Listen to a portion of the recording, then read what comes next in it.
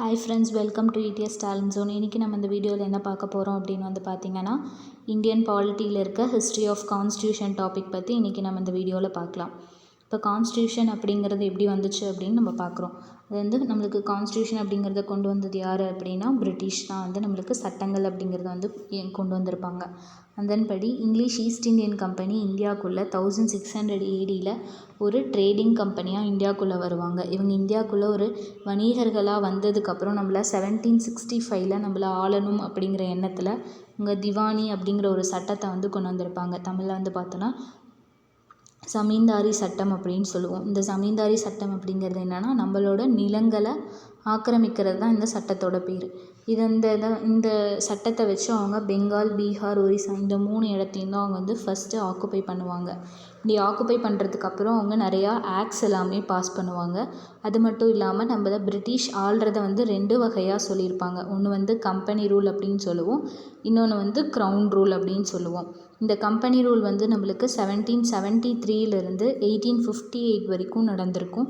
இதுக்கப்புறம் 1857 நடந்த சிப்பாய் கழகத்துக்கு அப்புறம் நடந்த பிரிட்டிஷோட ரூலை தான் நம்ம க்ரௌன் ரூல் அப்படின்னு சொல்லுவோம்.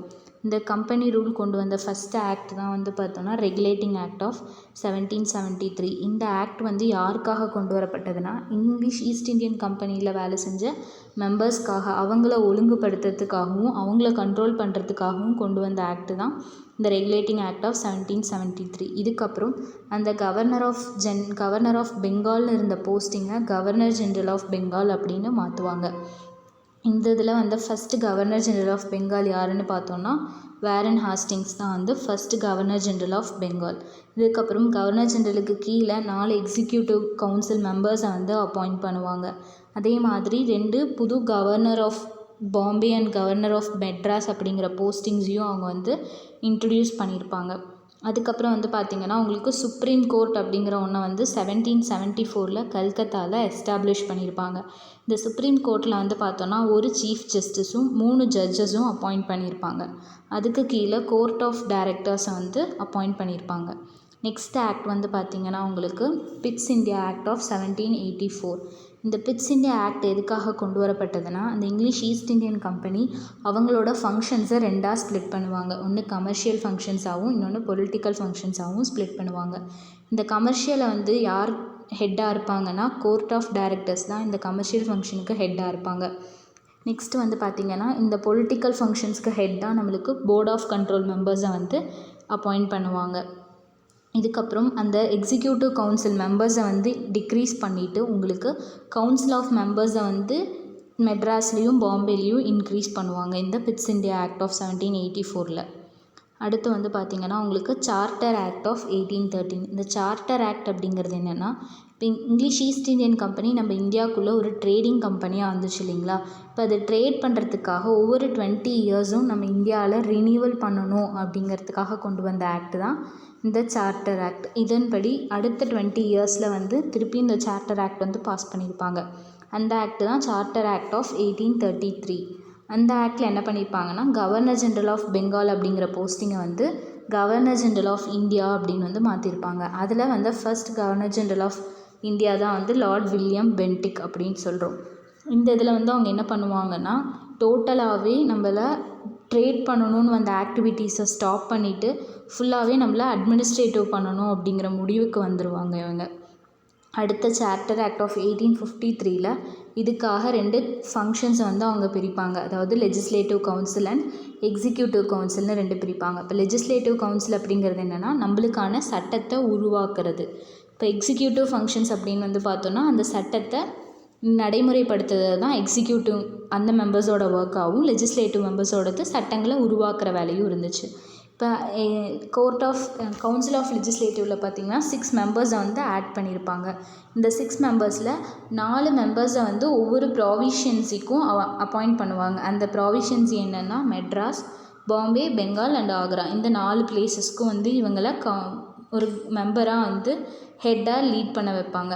நெக்ஸ்ட்டு இதுக்கு கீழே உங்களுக்கு இந்தியன் சிவில் சர்வீஸ் எக்ஸாமினேஷன்ஸையும் அவங்க புதுசாக இன்ட்ரடியூஸ் பண்ணுவாங்க. ஓப்பன் காம்படிஷன் அப்படின்னு சொல்லி இந்தியர்களும் இந்த எக்ஸாம்ஸை அட்டன் பண்ணலாம் அப்படின்னு சொல்லுவாங்க. இதுக்கப்புறம் வந்தது தான் வந்து நம்மளுக்கு க்ரௌன் ரூல், அதாவது கவர்மெண்ட் ஆஃப் இந்தியன் ஆக்ட் 1858. நம்மளுக்கு சிப்பாய் மூட்டினிக்கு அப்புறம் நடந்த எல்லா ஆக்ட்டுமே வந்து நம்ம என்னென்னு சொல்லுவோம்னா க்ரௌன் ரூலில் வந்த ஆக்ட் அப்படின்னு சொல்லுவோம். இந்த ஆக்ட் எதுக்காக கொண்டு வந்தாங்க அப்படின்னா, அந்த சிப்பாய் மியூட்டனி நடக்கிறப்ப நம்மளுக்கு பிரிட்டிஷ் மேலே இருந்த நம்பிக்கை எல்லாமே கம்மியாயிட்டே போகிறதுனால அவங்கள நம்ம நம்பணும் அப்படிங்கிறதுக்காக கொண்டு வந்த ஆக்ட் தான் இந்த கவர்மெண்ட் ஆஃப் இந்தியன் ஆக்ட். இந்த ஆக்ட் மூலிமா நம்மளுக்கு 15 மெம்பர்ஸை வந்து கவுன்சில் ஆஃப் இந்தியாவில் வந்து எக்ஸ்ட்ராவாக அப்பாயிண்ட் பண்ணுவாங்க. இதை அப்பாயிண்ட் பண்ணதுக்கப்புறம் கவர்னர் ஜென்ரலை வந்து என்னென்னு சொல்லுவாங்கன்னா வைஸ்ராய் ஆஃப் இந்தியா அப்படின்னு சொல்லுவாங்க. இதில் வந்து ஃபஸ்ட்டு வைஸ்ராய் தான் வந்து லார்ட் கென்னிங். இதுக்கப்புறம் இவங்க என்ன பண்ணுவாங்கன்னா அந்த board of control and court of directors அப்படின்னு 2 பார்ட்டாக பிரிஞ்சிருந்ததை வந்து அவங்க ஒரே ஃபங்க்ஷனாக மாற்றிடுவாங்க. இதுக்கப்புறம் டபுள் கவர்மெண்ட் வந்து ஸ்டாப் ஆகிடும். அதுக்கப்புறம் கொண்டு வந்த ஆக்ட் தான் வந்து இந்தியன் கவுன்சில் ஆக்ட் ஆஃப் 1861. இதில் வந்து அவங்க என்ன இன்ட்ரடியூஸ் பண்ணுவாங்கன்னா, இது வரைக்கும் இந்தியன் மெம்பர்ஸை யாருமே அந்த கவுன்சில் ஆஃப் மெம்பர்ஸில் அப்பாயிண்ட் பண்ணியிருக்க மாட்டாங்க. இதுக்கப்புறம் அந்த வைஸ்ராய் வந்து 3 இந்தியன் மெம்பர்ஸை வந்து அந்த லெஜிஸ்லேட்டிவ் கவுன்சிலுக்குள்ளே அப்பாயிண்ட் பண்ணுவாங்க. அந்த 3 இந்தியன் கவுன்சில் மெம்பர்ஸ் யாருன்னு பார்த்தோன்னா, Maharaja of Patiala, Raja of Benares and Dinkar of Rao. இவங்க 3 பேர் தான் வந்து first Indian council of members.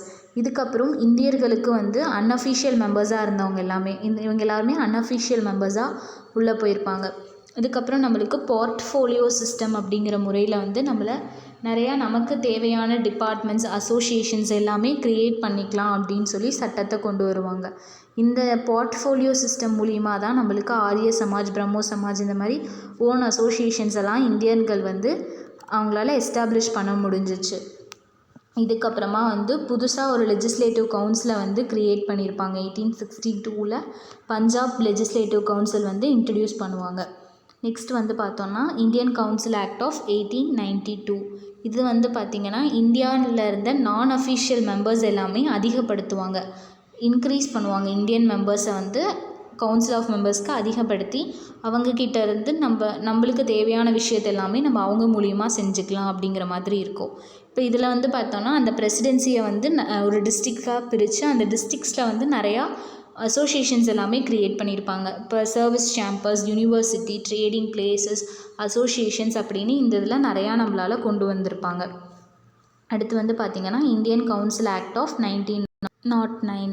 இந்த ஆக்ட் வந்து என்னென்னு சொல்லலாம்னா மார்லி மின்டோ ரிஃபார்மர்ஸ் அப்படின்னும் சொல்லலாம். இது மூலிமா நம்மளுக்கு என்ன பண்ணியிருப்பாங்கன்னா செக்ரட்டரி ஆஃப் ஸ்டேட்டை வந்து வைஸ்ராய் ஆஃப் இந்தியா அப்படின்னு வந்து சேஞ்ச் பண்ணியிருப்பாங்க. இதில் வந்து லெஜிஸ்லேட்டிவ் கவுன்சிலை வந்து 2ஆக ஸ்ப்ளிட் பண்ணி நம்மளுக்கு வந்து சென்ட்ரல் லெஜிஸ்லேட்டிவ் கவுன்சிலும் ப்ரொவிஷியன் லெஜிஸ்லேட்டிவ் கவுன்சில் அப்படின்னு 2 கவுன்சில்ஸ் இருக்கும். இப்போ இந்த சென்ட்ரல் லெஜிஸ்லேட்டிவ் கவுன்சில் வந்து உங்களுக்கு 15 60 மெம்பர்ஸை இன்க்ரீஸ் பண்ணியிருப்பாங்க. அதே மாதிரி ஃபர்ஸ்ட் இந்தியன் வந்து ஒரு எக்ஸிக்யூட்டிவ் கவுன்சில் லாவாக யார் இருப்பாங்கன்னு பார்த்தோன்னா சத்யேந்திர பிரசாத் சின்ஹா அப்படிங்கிறவங்க தான் வந்து ஃபர்ஸ்ட் இந்தியன் எக்ஸிக்யூட்டிவ் கவுன்சிலர், அதாவது லா மெம்பராக வந்து இந்த லெஜிஸ்லேட்டிவ் கவுன்சிலுக்குள்ளே போவார், ஒரு அஃபீஷியல் மெம்பராக. இதை வந்து இந்த மின்டோ மார்லி ரிஃபார்ம் மூலிமா கொண்டு வந்திருப்பாங்க. நெக்ஸ்ட் வந்து பார்த்தோன்னா கவர்மெண்ட் ஆஃப் இந்தியன் ஆக்ட் வந்து 1919. இதை வந்து என்னென்னு சொல்லலாம்னா மோன்டோ செம்ஸ்ஃப்ளார்ட் ரிஃபார்மர்ஸ் அப்படின்னு சொல்லலாம். இதில் மூலிமா என்ன பண்ணியிருப்பாங்கன்னா அந்த கவுன்சில் ஆஃப் மெம்பர்ஸில் இந்தியா மெம்பர்ஸ் இருப்பாங்க இல்லையா, அவங்கள வந்து 2ஆக ஸ்ப்ளிட் பண்ணுவாங்க. என்ன அப்படின்னு வந்து பார்த்தோன்னா நம்மளுக்கு ட்ரான்ஸ்ஃபர்டு சப்ஜெக்ட்டும் ரிசர்வ்டு அப்படின்னு சொல்லி. இந்த ட்ரான்ஸ்ஃபர்டு ரிசர்வ்டு அப்படிங்கிறது என்னென்னா ட்ரான்ஸ்ஃபர்டு அந்த மெம்பர்ஸை வந்து ப்ராவின்ஷியனை வந்து கண்ட்ரோல் பண்ண சொல்லுவாங்க. நெக்ஸ்ட்டு வந்து இந்த ரிசர்வ்டில் இருக்கவங்க எல்லாமே வைஸ்ராயோட கண்ட்ரோலில் இருப்பாங்க. இப்போ இது மூலியமாக தான் நம்மளுக்கு lower house and upper house அப்படின்னு 2 ஹவுசஸ் டயார்கி சிஸ்டத்தை வந்து எஸ்டாப்ளிஷ் பண்ணி நம்மளை வந்து ரூல் பண்ணுவாங்க. இப்போ இந்த லோவர் ஹவுஸ் அப்படிங்கிறது யாருன்னா லெஜிஸ்லேட்டிவ் மெம்பர்ஸாக இருப்பாங்க. இந்த அப்பர் ஹவுஸில் இருக்கவங்கலாம் யாராக இருப்பாங்கன்னா லெஜிஸ்லேட்டிவ் கவுன்சில்ஸாக இருப்பாங்க. இது வந்து பைகாமரலிசம் அட் த சென்டர் அப்படின்னு சொல்லுவோம். இப்போ இந்த பைகாமரலிசம் மூலிமா லெஜிஸ்லேட்டிவ் அசம்பிளியில் 140 மெம்பர்ஸும் லெஜிஸ்லேட்டிவ் கவுன்சிலில் 60 மெம்பர்ஸும் வந்து நம்ம இன்ட்ரடியூஸ் பண்ணியிருப்போம். நெக்ஸ்ட் வந்து பார்த்திங்கன்னா கவர்மெண்ட் ஆஃப் இந்தியன் ஆக்ட் 1935. இந்த ஆக்ட் மூலிமா நம்மளுக்கு என்ன கிடைக்கும் அப்படின்னா நம்மளுக்கு நிறையா லிஸ்டஸாக க்ரியேட் பண்ணுவோம், நம்மளுக்கான லிஸ்டஸ். அதில் என்னென்ன இருக்கும்னு பார்த்தோம்னா Federal list, provincial list, concurrent list அப்படின்னு 3 லிஸ்டஸை வந்து க்ரியேட் பண்ணுவாங்க. இந்த பவர்ஸ் எல்லாமே அந்த பவர்ஸில் வர ஃபெட்ரல் லிஸ்ட்டில் வந்து நம்மளுக்கு எவ்வளோ லாஸ் வரும்னா 59 ஆக்ட் வந்து பாஸ் பண்ணுவாங்க. நெக்ஸ்ட்டு ப்ரொவின்ஷியலில் வந்து 54 அண்ட் தென் கன்கரண்ட்டில் வந்து பார்த்திங்கன்னா 36 வந்து இருக்கும். நெக்ஸ்ட்டு இதே மாதிரியே டயார்ச்சியை வந்து அபாலிஷ் பண்ணிவிட்டு உங்களுக்கு வந்து ப்ராவின்ஷியல் அட்டானமி அப்படிங்கிற ஒரு இதை வந்து இன்ட்ரடியூஸ் பண்ணுவாங்க. இதுக்கப்புறம் டயார்ச்சி அப்படிங்கிறது வந்து சென்ட்ராக தான் இருக்கணும். பைகாமரலிசம் வந்து கம்மியாயிட்டு ப்ராவின்ஷியஸ் வந்து அதிகமாகும். இந்த வயசில் தான் நம்மளுக்கு ஒரு ஸ்டேட்டில் வந்து லோக்சபாவும் சென்ட்ரலில் வந்து நம்மளுக்கு ராஜ்யசபா இருக்க மாதிரி இருக்கும். இந்த இதில் அந்த 6 ப்ரொவின்ஷியஸ் என்னென்ன அப்படின்னு பார்த்தோன்னா Assam, Bengal, Bombay, Bihar, Madras and united provinces. Next Indian independence act. இப்போ இந்த இந்தியன் இண்டிபெண்டன்ட் ஆக்ட் அப்படின்னு கொண்டு வந்ததுக்கப்புறம் வந்து பார்த்தோன்னா நம்மளோட first governor general of independent India யாருன்னா லார்ட் மவுண்ட் பேட்டன் அப்படிங்கிறவர் தான் first governor general of independent India. இவங்களுக்கு கீழே தான் நம்மளோட ஃபர்ஸ்ட் பிரைம் மினிஸ்டராக ஜவஹர்லால் நேரு வந்து இருப்பாங்க. இதே மாதிரி நம்ம இந்தியன் பாகிஸ்தான் வந்து 2ஆக ஸ்ப்ளிட் ஆனதுக்கப்புறம் first governor general of Pakistan யாருன்னா முகமது அலி ஜின்னா. இவங்க வந்து பாகிஸ்தானோட ஃபர்ஸ்ட் கவர்னர் ஜெனரலாக இருப்பாங்க. இதுக்கப்புறம் நம்மளுக்கான ஓன் கான்ஸ்டியூஷன், இந்தியாவுக்கு மட்டும் தனியான கான்ஸ்டியூஷன் ஒன்று வேணும் அப்படிங்கிறதுனால நேரு வந்து 1938 வந்து நம்மளுக்கான தனி கான்ஸ்டியூஷன் வேணும் அப்படின்னு சொல்லி பிரிட்டிஷ்கிட்ட சொல்லியிருப்பாங்க. பிரிட்டிஷும் வந்து அதை அக்செப்ட் பண்ணிவிட்டு அவங்களுக்கு ஹெல்ப் பண்ணுவாங்க. இதில் தான் வந்து ஃபர்ஸ்ட் இந்த நம்மளுக்குன்னு தனியான ஒரு கான்ஸ்டியூஷன் வேணும்னு ஃபஸ்ட்டு வந்து சொன்னது யார் அப்படின்னு வந்து பார்த்தோன்னா 1934 எம்என் ராய் அப்படிங்கிறவங்க தான் வந்து ஃபர்ஸ்ட்டு நம்மளுக்கு தனியாக ஒரு கான்ஸ்டியூஷன் வேணும் அப்படின்னு சொல்லி கேட்டிருப்பாங்க. அதே மாதிரி இந்தியன் நேஷ்னல் காங்கிரஸும் வந்து 1935 அஃபீஷியலாக டிமாண்ட்ஸ் வந்து பிரிட்டிஷ் கவர்மெண்ட்டுக்கு வந்து கொடுத்துட்ருப்பாங்க. இந்த இதில் வந்து நம்மளுக்கு இந்த இந்தியன் இண்டிபெண்டன்ஸ் ஆக்ட் ஆஃப் 1947 தான் வந்து நம்மளுக்கான சுதந்திரத்தை வந்து அவங்க நம்மக்கிட்ட கொடுப்பாங்க. அரசு அதிகாரி ஆகணும்னு நினைக்கிற அனைத்து மாணவ மாணவியர்களுக்கும் எங்களது இடிஎஸ் டேலண்ட் ஜோனின் சார்பாக மனமார்ந்த வாழ்த்துக்கள். எங்கள் இன்ஸ்டியூட்டில் எல்லா கவர்மெண்ட் எக்ஸாமுக்கும் டைரக்ட் கிளாஸஸ் போயிட்டுருக்கு. உங்களுக்கு கிளாஸ் பற்றின டீட்டெயில்ஸ் ஏதாவது தெரிஞ்சுக்கணுன்னா கீழே இருக்க காண்டாக்ட் நம்பருக்கு கால் பண்ணுங்கள்.